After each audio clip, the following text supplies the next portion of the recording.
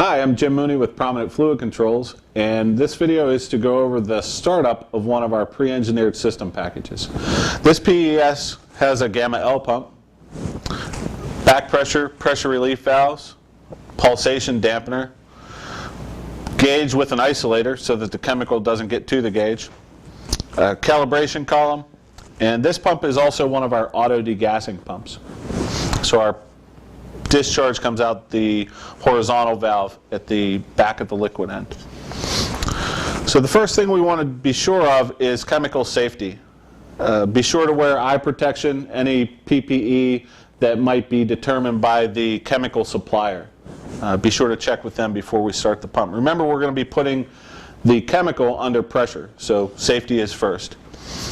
Next, we want to be sure that before we start the pump, all of the piping leading up to our skid is flushed thoroughly. We don't want to pull in any kind of pipe shavings or dirt or debris that might have been in that pipe coming up to the skid.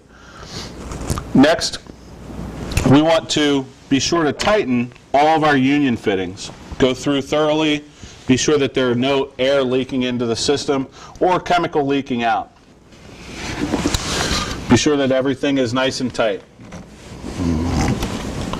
Hand tight, and then maybe take a wrench and snug it just a little bit more.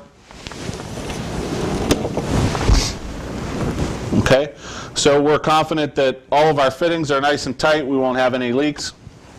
I would recommend that when we do our startup, we do that with water prior to introducing the chemical.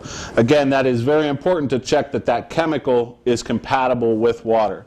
So if we're doing anything with an acid, we might not want to do that. We'd have to actually start with the chemical, which isn't a problem.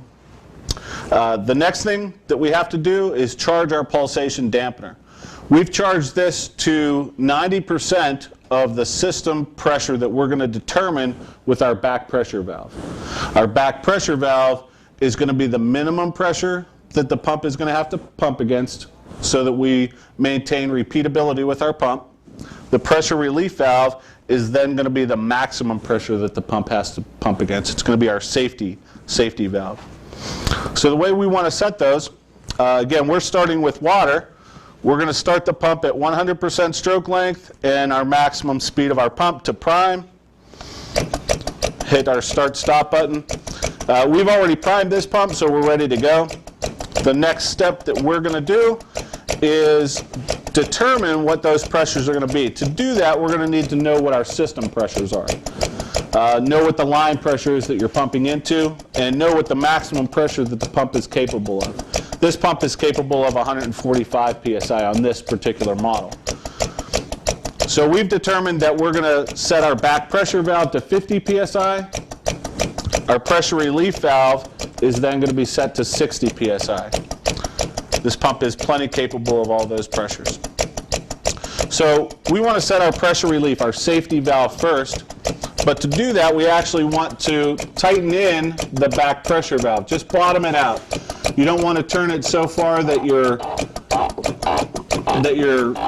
going to damage it, but just turn it till it stops or gives you some resistance. 50 psi or 60 psi on our pressure relief valve isn't having to turn that in very far at all. So now we're going to adjust our pressure relief valve until our gauge starts reading our pressure, and our target is 60 psi. So depending on the volume output of the pump, it may take some time to start building pressure in that gauge with our pressure relief setting. So ours is starting to come up. I'm going to adjust it a little further. It's coming up towards 60.